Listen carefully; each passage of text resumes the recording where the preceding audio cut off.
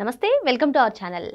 YCP అధినేత Pulivendula MLA YS Jaganmohan Reddy ఈరోజు Narsipatnam medical college సందర్శనకు వెళ్తున్నారు. మరి విశాఖ నుంచి కూడా ఆయన భారీ రోడ్ షోతో వెళ్తున్నారు. మరి నిన్నే పోలీసులు ఆంక్షలు విధించినా సరే ఆయన భారీ రోడ్ షో చేయడాన్ని ఏ విధంగా చూడాలి, మొత్తానికి జగన్మోహన్ రెడ్డి చేస్తున్నటువంటి ఈ పర్యటనని ఏ విధంగా చూడాలి తెలుసుకునే ప్రయత్నం చేద్దాం. దీన్ని విశ్లేషించడానికి మనతో పాటుగా ఉన్నారు ప్రముఖ ఆర్థిక, రాజకీయ, సామాజిక విశ్లేషకులు అపసాని రాజేష్ గారు. నమస్తే సార్. నమస్కారం. గతంలో జగన్మోహన్ రెడ్డి చేసినటువంటి పర్యటనలన్నీ కూడా వివాదాస్పదంగా మారాయి సార్. మరి ఈ రోజు నర్సీపట్నం మెడికల్ కాలేజ్ మరి పునాదులు కూడా నిర్మించలేదని చెప్పి కొందరు చెప్తున్నారు. మా హయాంలో 17 మెడికల్ కాలేజీని తీసుకొచ్చాం, దాన్ని అన్నింటినీ కూడా ప్రైవేటీకరణ చేస్తున్నారంటూ పెద్ద ఎత్తున విమర్శలు చేయడం. ఈ రోజు మరి మొత్తానికి ఆ మాకవారిపాలెంలో మెడికల్ కాలేజ్ సందర్శనకు వెళ్తున్నారు, భారీ రోడ్ షో చేస్తున్నారు. అసలు ఈ పర్యటన అంతటినీ కూడా ఏ విధంగా చూడాలంటారు? మనకి గ్రామాల్లో చాలా విస్తృతంగా వాడుకలో ఉన్న సామెత ఒకటి ఉంది. ఇత్తనాలకు వెళ్ళిన రెడ్డి కుప్పేసి నాకు వచ్చి కుప్ప అక్కడ పెట్టమంటే ఇక్కడ పెట్టారని చెప్పని తగాదా పెట్టుకున్నా అంట. అర్థమైందా?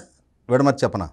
చెప్పండి సార్. ఒక రైతు కుటుంబం వ్యవసాయం చేసే రెడ్డి మరి దుక్కి దున్ని విత్తనాలు వేయాలి కదా, నేను విత్తనాలు తీసుకొస్తానని చెప్పని చెప్పేళ్ళాడు కుటుంబానికి.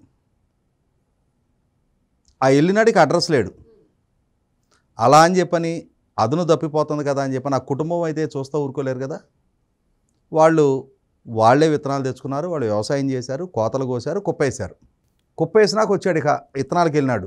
అప్పుడు వచ్చి ఈలోపు వీళ్ళు ఎన్ని కష్ట నష్టాలు పడ్డారు, వీళ్ళు ఈ వ్యవసాయం చేయడానికి ఎన్ని ఇబ్బందులు పడ్డారనేది అతనికి అసలు దాని గురించి ఆరాధీలా, తన బాధ్యత రహించడానికి వివరణ ఇవ్వాల.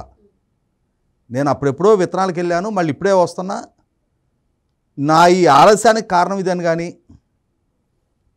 నేను సక్రమంగా సకాలంలో నేను బాధ్యతగా వ్యవహరించలేకపోయినందుకు నన్ను మన్నించండి అని చెప్పాను కానీ ఆ కుటుంబానికి తన వైపు నుంచి వివరణ ఇవ్వకుండానే నేను కుప్ప ఇక్కడేమన్నా కదా ఇక్కడేసారంటే అంతా కథ పెట్టుకున్నా అంట. అలాగే జగన్మోహన్ రెడ్డి గారు కూడా 17 మెడికల్ కాలేజీలు ఏర్పాటు చేస్తున్నానని ప్రకటించాడు, శంకుస్థాపన చేయించాడు.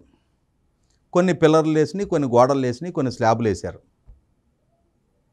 ఒక కాలేజీ అయితే అసలు పునాదులు కూడా తవ్వాల. ఇంకంతే, ఆయన పాలనా టెన్యూర్ అయిపోయింది. ఆయన పూర్తి పాలనా పరిధిలో ఇవే చేశాడు ఆయన. ఇవాళ కొత్తగా ప్రభుత్వం వచ్చింది, అంటే ఈ రోజు కాకుండా ఈ ప్రభుత్వం 1 సంవత్సర కాలం క్రితం వచ్చింది. వీళ్ళ బాధ్యత వాటిని పూర్తి చేయించాలి అని అంటే వాళ్ళకి తోచిన మార్గంలో అలా పునాదుల స్థాయిలో వదిలేయకుండా, ఎందుకంటే మనకు తెలుసు జగన్మోహన్ రెడ్డి గారి పాలనా హయాంలో లక్షలాది టిట్కో ఇళ్లని గబ్బిలా తిరిగేటట్టు చేశాడు. వేల కోట్ల రూపాయలు పెట్టి నిర్మాణం చేసిన రాజధాని భవనాల్లో గబ్బిలాలు తిరిగేటట్టు చేశాడు. ఈ ప్రభుత్వం ప్రజాధనంతో నిర్మాణం చేసిన మొదలుపెట్టిన ఆ పనులని పూర్తి చేయాలి, వాటి ఫలాలు ప్రజలకి సమాజానికి అందించాలనే చిత్తశుద్ధితోటి ఎలా అయితే వీటిని పూర్తి చేయగలుగుతామని చెప్పని ఆలోచన చేసి పూర్తి స్థాయిలో ప్రభుత్వమే వెచ్చించి వాటిని పూర్తి చేయగలిగి ఆపరేషన్లోకి తీసుకొచ్చే స్థితిగతులు ప్రభుత్వం దగ్గర లేని పరిస్థితిలో పబ్లిక్ ప్రైవేట్ పార్ట్నర్షిప్ అనే ఒక విధానాన్ని ఎంచుకొచ్చారు. ఆ విధానంతో వాటిని నిర్మాణం చేయాలని చెప్పని నిర్ణయం తీసుకున్నారు. ఒక టైం బౌండెడ్ షెడ్యూల్లో వాటిని పూర్తి చేస్తామని చెప్పని కూడా చెప్తా ఉన్నారు. అయితే ఇక్కడ జగన్మోహన్ రెడ్డి గారు దాని పట్ల ఆక్షేపణ ఇప్పుడు వ్యక్తం చేస్తున్నారు. వాస్తవంగా మెడికల్ కాలేజీల్లో ఆయన సంకల్పించిన ప్రభుత్వ మెడికల్ కాలేజీల్లో 50% సీట్లు మేనేజ్మెంట్ అండ్ ఎన్ఆర్ఐ కోటాకి కేటాయించుతూ జీవో నెంబర్ 107, 108 2023 సంవత్సరం జూలై 19వ తారీఖు ఆయనే విడుదల చేశాడు. వాటిని 3 కేటగిరీలుగా విభజించి 12 లక్షల ఫీజు, 20 లక్షల ఫీజు, ఎన్ఆర్ఐ కోటా 35 లక్షల ఫీజు అని చెప్పని ఆయనే డిసైడ్ చేసి ప్రభుత్వ కళాశాలల్లో మేనేజ్మెంట్ అండ్ ఎన్ఆర్ఐ కోటా అనేది చరిత్రలో ఎవరు కనివిని ఎరగరు. కానీ ఆ విధంగా సగం సీట్లని మేనేజ్మెంట్ అండ్ ఎన్ఆర్ఐ కోటాకి కేటాయిస్తూ అధికారికంగా జీవోలు ఇచ్చిన పాలకుడు జగన్మోహన్ రెడ్డి. ఆయన ఇవాళ ఈ ప్రభుత్వం పీపీపీ విధానాన్ని ప్రతిపాదిస్తుంటే పబ్లిక్ ప్రైవేట్ పార్ట్నర్షిప్, ప్రభుత్వము ప్రైవేటు ప్లేయర్స్ కలిపి నిర్మాణం చేసి ఒక సర్టైన్ టైం వరకు ప్రైవేటు వాళ్ళు దాన్ని ఆపరేట్ చేసి ఆ తర్వాత ప్రభుత్వానికి హ్యాండ్ ఓవర్ చేయటం అనే విధానం. ఇవాళ ఎయిర్పోర్ట్లు, పోర్టులు, హైవేలు ఇవన్నీ పీపీపీ విధానంలోనే సక్సెస్ఫుల్గా దశాబ్దాల తరబడి దేశవ్యాప్తంగా అమలు జరుగుతూ ఉన్నాయి. వివిధ రాష్ట్రాల్లో మెడికల్ కాలేజీలు కూడా పీపీపీ విధానంలో అమలు జరుగుతూ ఉన్నాయి. అయినా సరే ఈ విధానం ఏదో కొత్తగా చంద్రబాబు నాయుడు గారి ప్రభుత్వం తీసుకొచ్చింది, ప్రభుత్వ రంగంలో ఉన్న కాలేజీల్ని ప్రైవేటు పరం చేస్తున్నారు అని చెప్పని విమర్శిస్తూ ఉన్నారు. దానికోసం అని చెప్పని ఈరోజు అనకాపల్లి ప్రాంతంలో మాకవరం అనే ఒక ప్రాంతంలో ప్రతిపాదించిన మెడికల్ కాలేజ్ సందర్శనకు బయలుదేరుతూ ఉన్నాడు. ప్రభుత్వ పరంగా ఏదైనా తప్పు జరుగుతుంటే దాన్ని ఎత్తి చూపే హక్కు ఆయనకు ఉంది. స్వేచ్ఛాయుత వాతావరణంలో ఆయన రాజకీయ కార్యకలాపాలు నిర్వహించుకునే వెసులుబాటు కూడా ఆయనకు ఉంది. ప్రభుత్వానికి వ్యతిరేకంగా నిరసన గళం వినిపించే అధికారం కూడా ఆయనకు ఉంది. అయితే దాని మాటున రాష్ట్రం మీద దాడి చేస్తాను అనంటే, నేను ఎందుకు ఈ పదం వాడుతున్నాను అనంటే, ఇవాళ భారతదేశంలో మహిళా ప్రపంచ కప్ జరుగుతూ ఉంది క్రికెట్.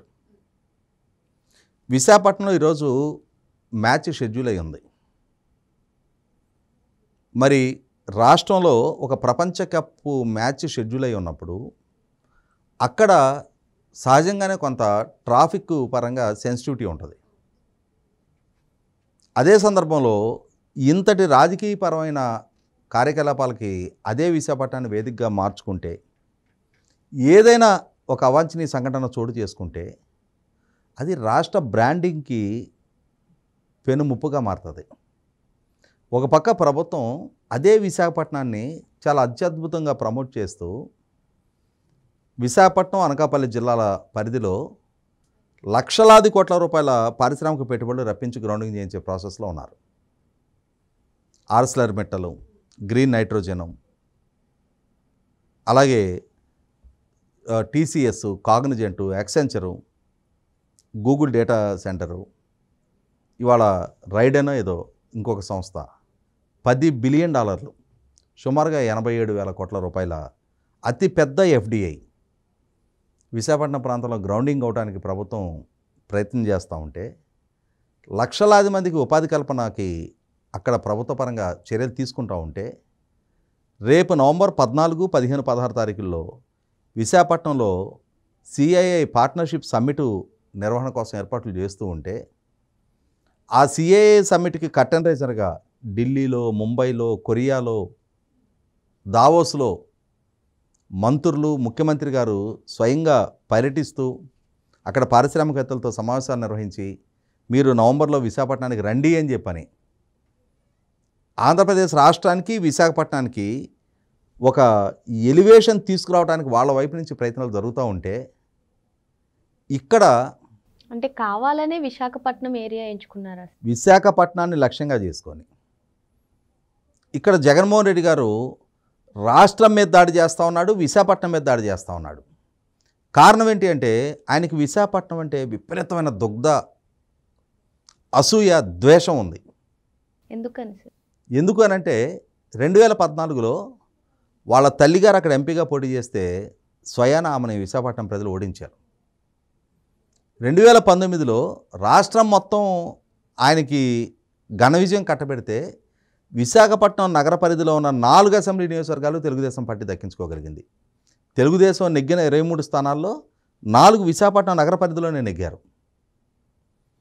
మొన్నటి 2024 ఎన్నికల్లో విశాఖపట్నం పార్లమెంటు పరిధిలో 5 లక్షల మెజార్టీతోటి అక్కడ ఎంపీ శ్రీభరత్ నెగ్గడం జరిగింది. అలాగే రాష్ట్ర మొన్నటి అసెంబ్లీ ఎన్నికల చరిత్రలో highest majority 1 and 2 Gajuwaka and Bheemili Visakhapatnam జిల్లాలోనే ఉన్నాయి. సో నన్ను ఇంతగా నా పట్ల ఏహిభావం విశాఖపట్నం ప్రజలు ప్రదర్శిస్తారా? వీళ్ళు నన్నేమో ఇంత చిచ్చుగా ఓడిస్తారా? నేను ముచ్చటపడి కట్టించుకున్న రిషికొండ ప్యాలెస్లో నన్ను కాపురం ఉండనీరా? ఈ ప్రభుత్వమేమో ఆ విశాఖపట్నంలో లక్షలాది కోట్ల రూపాయల పారిశ్రామిక పెట్టుబడులు పెట్టుద్దా? విశాఖపట్నం మెట్రో రైలు ప్రాజెక్టులు, విశాఖపట్నం టూరిజం ప్రాజెక్టులు, విశాఖపట్నం కార్వాను టూరిజం ప్రాజెక్టులు, ఇటువంటి ప్రాజెక్టులతోటి నెక్స్ట్ లెవెల్కి విశాఖపట్నాన్ని చేర్చే ప్రయత్నం ప్రభుత్వం సంకల్పిస్తుందా? అంటే ఈ అభివృద్ధి ఫలాలు అందుకొని విశాఖపట్నం ప్రజలు ఆ అభివృద్ధిలో వారు కూడా భాగస్వాములు అవుతారా? ఎలా అవుతారో నేను చూస్తా. విశాఖపట్నం బ్రాండింగ్ని దెబ్బతీస్తా. బ్రాండింగ్ని దెబ్బతీయాలి అని అంటే ఆయన ఎంచుకున్న టైమింగ్ చూడు. ఓ పక్క ఇంటర్నేషనల్ క్రికెట్ మ్యాచ్ జరుగుతూ ఉన్న డేట్లోనే ఆయనకి వాళ్ళ కొత్త ఏం కాదు. గతంలో కూడా విశాఖపట్నంలో చంద్రబాబు నాయుడు గారి ప్రభుత్వం సిఐఏ కన్వెన్షన్ ప్రపోజ్ చేస్తే అదే రోజు నేను అక్కడ క్యాండిల్ ర్యాలీ తీస్తానని చెప్పని వచ్చాడు. దేశవ్యాప్తంగా ప్రపంచవ్యాప్తంగా ఉన్న పెట్టుబడిదారులు అందరూ వచ్చి విశాఖపట్నంలో మకాన్ చేస్తుంటే నువ్వు అక్కడ రాజకీయపరమైన కార్యకలాపాలు ఆ రోజు బిగిన్ చేస్తావా? నీకు రాష్ట్రానికి సంబంధించిన ఇష్యూ అయినప్పుడు, రాష్ట్ర బ్రాండింగ్ని కాపాడాల్సిన ఇష్యూ అయినప్పుడు నువ్వు లీడర్ ఆఫ్ ది అపోజిషన్గా ఉన్నావు. ఆ రోజున లీడర్ ఆఫ్ ది అపోజిషన్ అంటే సీఎం ఇన్ వెయిటింగ్ అంటారు. ఈ రాష్ట్రాన్ని పాలించాలి అని చెప్పని ఆశపడుతున్న పాలకుడు అయి ఉన్నప్పుడు మరి ఆ రాష్ట్ర అభివృద్ధిలో కూడా నీకు కూడా భాగస్వామ్యం ఉంటుంది కదా, ఉండి తీరాలి కదా.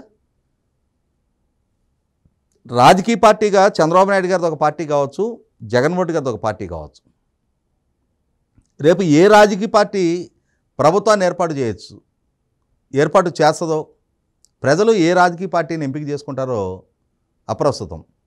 కానీ ఆ రాష్ట్రంలో రాజకీయాల్లో ఆ ప్రజల మద్దతు పొందాలి అని ఆలోచిస్తున్న ప్రతి రాజకీయ పార్టీ కూడా ఆ రాష్ట్రం పట్ల, ప్రజల పట్ల బాధ్యతతో వ్యవహరించి తీరాలి.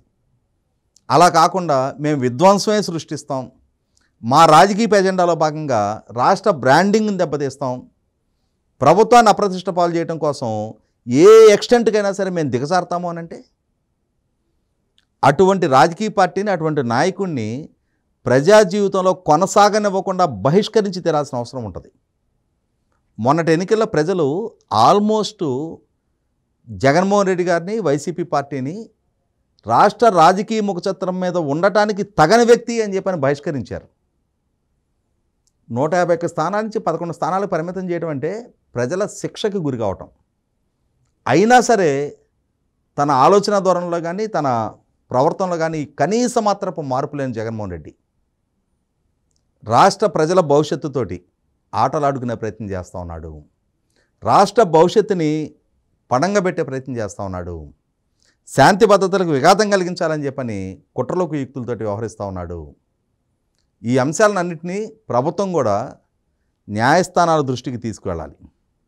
కారణం ఏంటి అంటే అతను ఒక కండిషన్ బెయిల్ మీద ఉన్న అక్యూజ్డ్ నెంబర్ 1.